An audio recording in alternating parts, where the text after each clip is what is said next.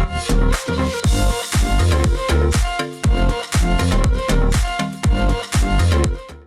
everybody, welcome back to Texas Reloading Room. My name is Justin, and today what I'm going to do is show you how to drill and tap. And we're going to do that on this Benelli Super 90 today. The customer came in, wants it fitted for a rail. So I have the rail, I've already quoted him the price, and we're going to go ahead and do that. I'm not going to show you how to disassemble the shotgun itself. There's plenty of videos out there on that. I may do one in the future, but this video is going to be focused on the actual drill and tap, okay? So let's get over to the bench and see what we're working with. Alright, so laid out here on the table are the things that we're going to need to do this job today. Yours may differ slightly. You may have slightly different tools. This is what I'm going to use, and this is contingent upon you having a milling machine, okay? So first things first, obviously you're going to need the receiver that you plan to drill, but we're going to set this aside for right now. A pencil and a piece of scratch paper. I like these mechanical pencils with the 0.9mm lead, and this is an 0.008 thickness card. I like using those for designs. I've got a little box that I can store them in. Next, obviously you're going to need your rail and your screws. Now I already know these screws are 8x36, but I'm going to show you. So let's say you've got screws and you're not sure what the size of the screws is. Well, we've got this screw checker plate here, and I've also got a set of thread pitch gauges. This is my 4-84. Now you have to be careful with these, and I'll show you why. It'll show me, yeah, this is a number 8. It's too big for the number 6 hole, so now I know, like I said, that this is an 8x36, but watch. I can screw it into the 32.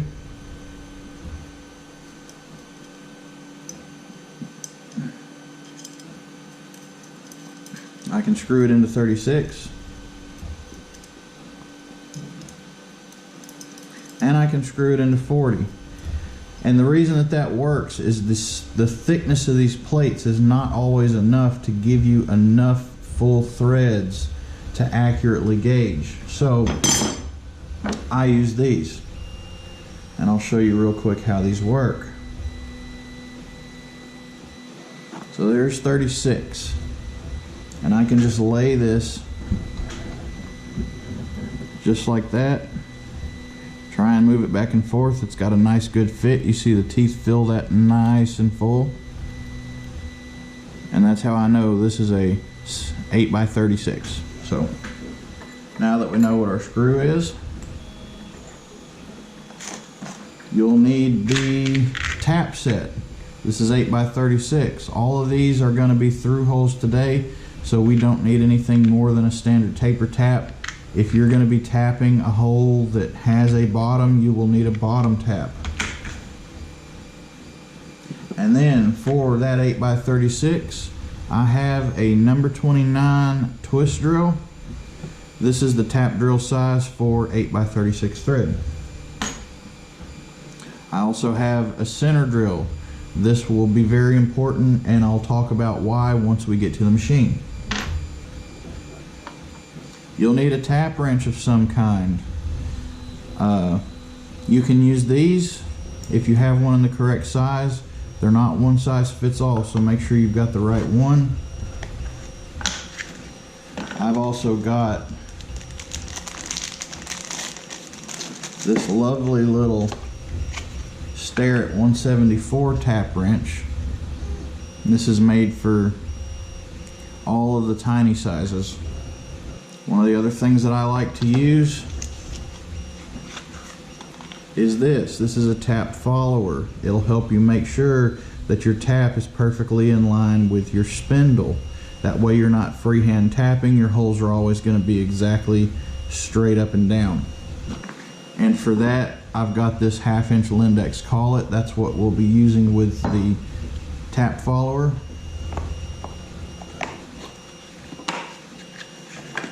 also need this, which is my edge finder. You've seen this in my other videos, and that's going to go with this 3/8 collet.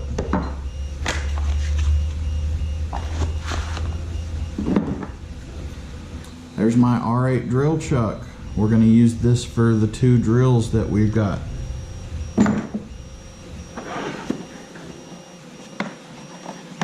And then the tool that gets used probably more than almost anything else is my Michitoyo 06 caliper set. You will absolutely have to have some way to accurately measure things, and we're going to talk about that next, so let me clear off the bench. So the next step in the process is crucial to making sure that everything is going to be correct. For that, we're going to want our rail, our scratch paper, pencil, and these. So make sure that they're zeroed. I don't need, well, I will need a screw, but not right this second, so we'll set those to the side. Now, what I want to do here is turn this over onto the other side, and I'm going to draw this.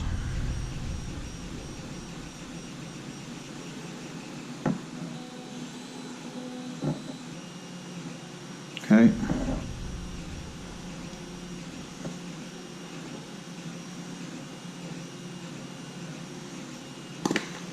Now, let's get some basic dimensions here. 5.51.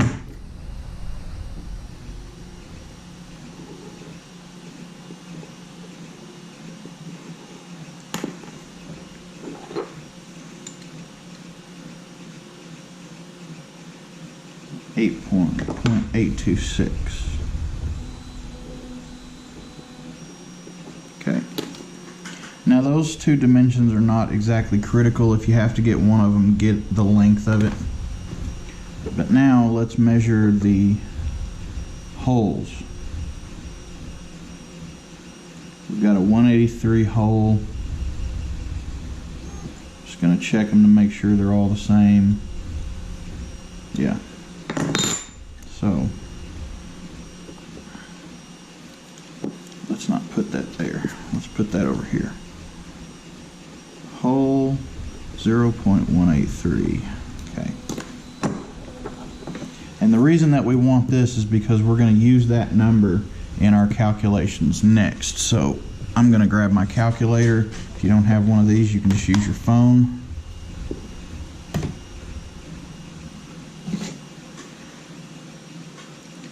Now we're going to take this measurement here from the inside of the first hole to the outside of the rail, and we're getting 0.423. Now remember that number, because what we need to do now is we need to take the hole diameter, 183, divide it by 2, because we only want to go to the center of that hole, and then we will add the distance, 0.423. Okay, so 5145 is the distance to the center of the first hole. 0.5145. And I'm writing these down to tenths. You don't really have to. You can write them down to thousandths. So on that one, you could round up if you want to. But if you're going to round up from 5 on the first one, make sure you round up from 5 on all of them. So let's really quick check that. So we said 5145.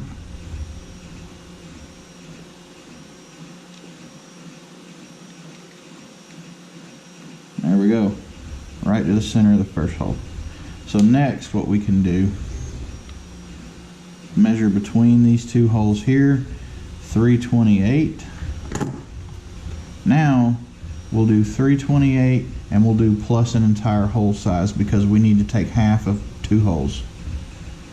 Plus 0.183, and that's going to give us 511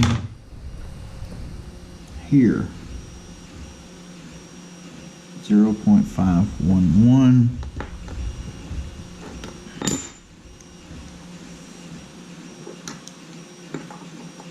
Same thing again. Measure between the two holes.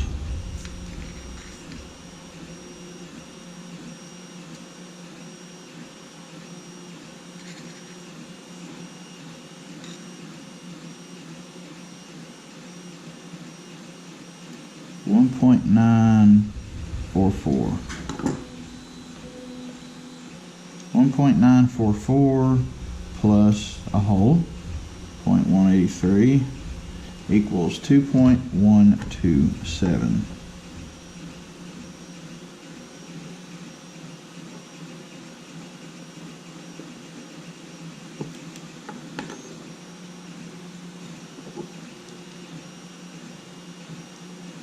And we'll just check that really quick again.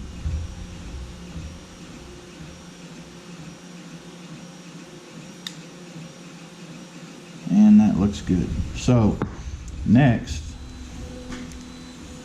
these two holes.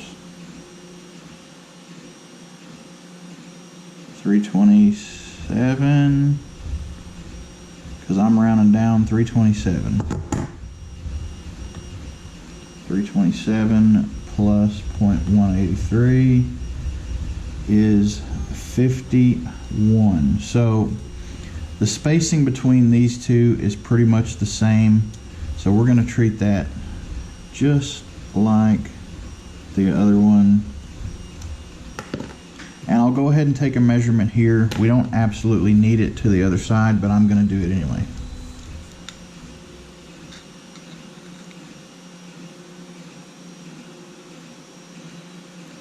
.757.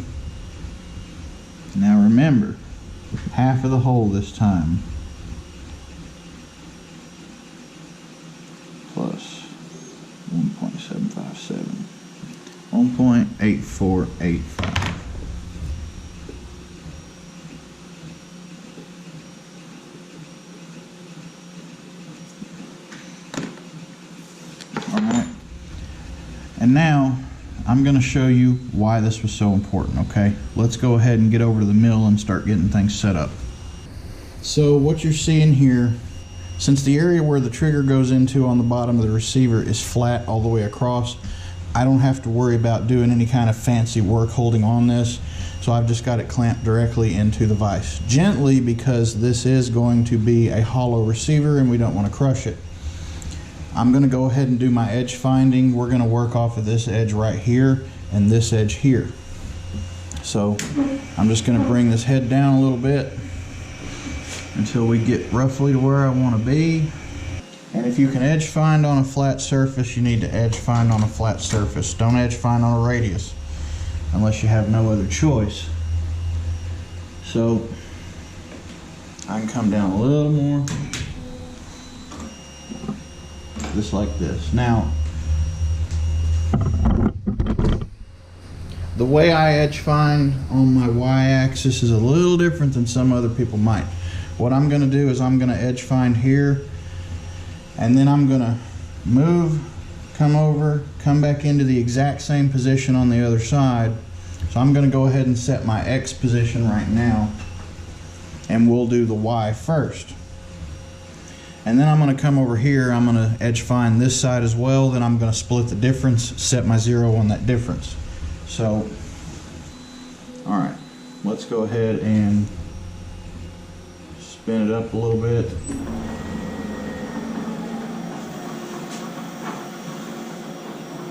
I like to run these at about 500 or so. Okay, so 0 and Y, coming out on the X.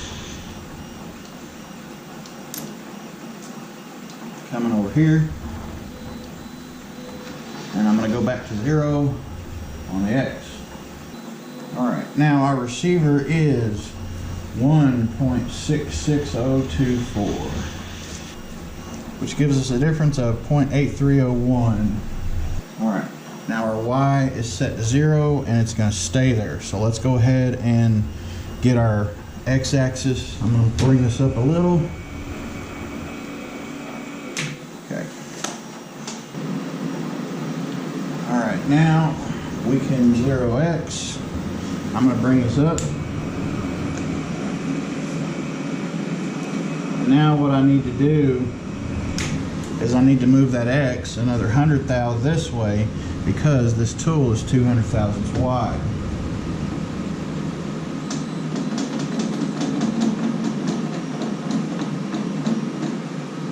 Alright, we'll zero again. Now I'm right in the center and I'm right on this edge. So we're going to offset, I'm going to mount the rail like this with the holes closest to the edge facing forward. And we're going to offset this from the edge of the receiver by 1/4 inch exactly.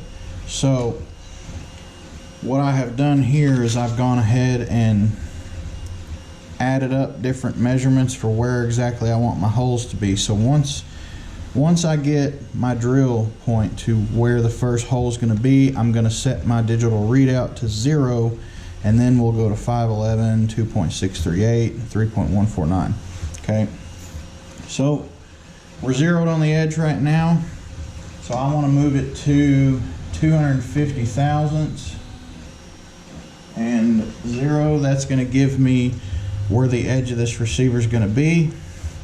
And now we'll move 5145, which is the distance from the edge to the center of the first hole. I'm going to 0 there, and now we're right where our first hole is going to be. I'm going to get rid of this.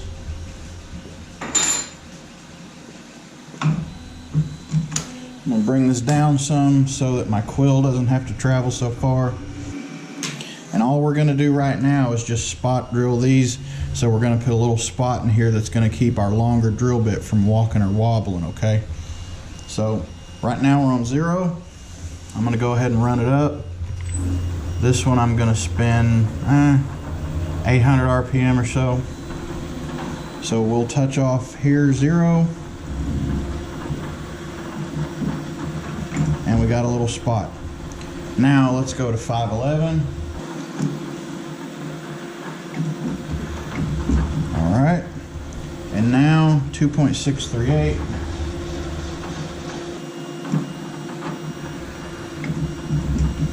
And 3.149. Alright.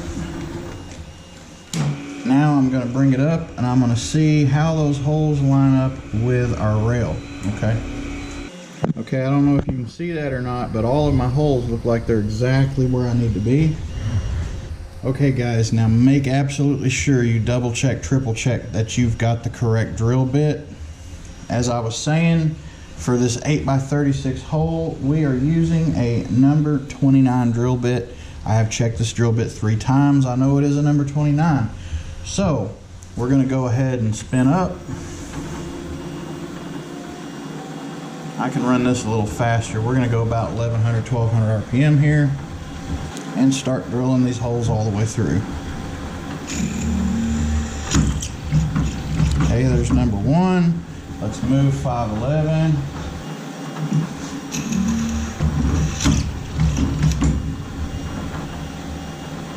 And now 2.638. And 3.149.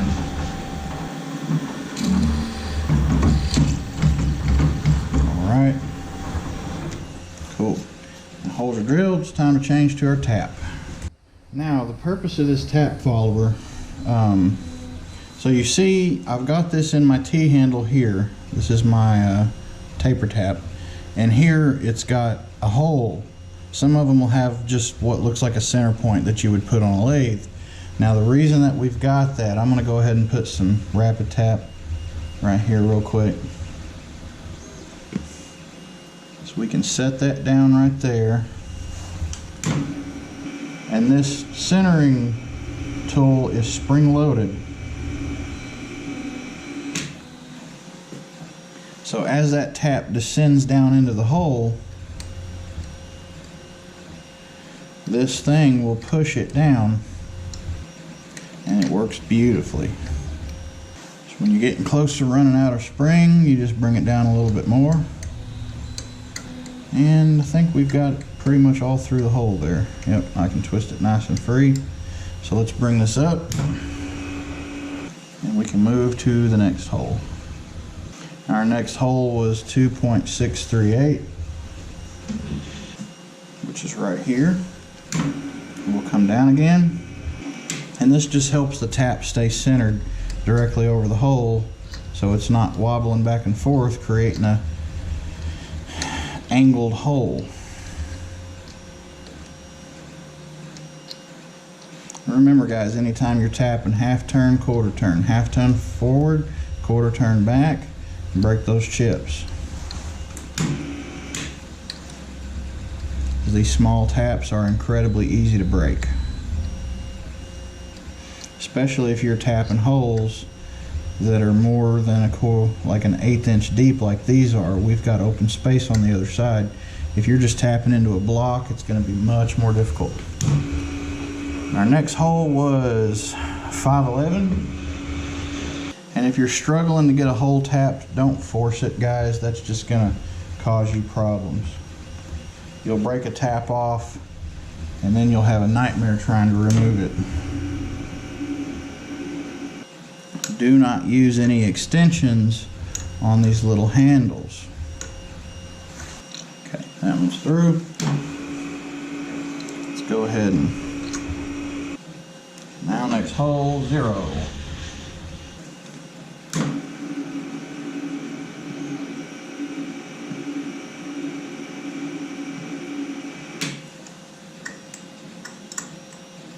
Alright, next step is just to clean it off and make sure we don't have any burrs sticking out of either side of these holes, and then we'll put it all back together.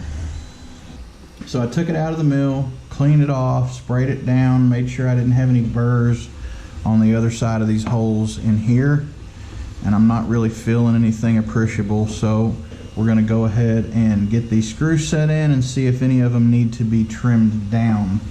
They did look a little bit long to me, but this is a thick rail. So now when you're screwing these down, don't tighten them all the way until you get all 4 of them started. Alright, now we got all 4 of those started. Let's go ahead and snug them in. I'm going to stop when they seat, and then we'll go through and tighten each one. Now immediately I can feel that these screws are all significantly too long, so I'm going to have to go through and shorten these. Basically what I'm going to do, take a screw out and I'll thread it into this plate here and snug it down. And then that'll give me, sticking out the back, I can use my grinding wheel on it. So I'm going to do that and get these shortened up.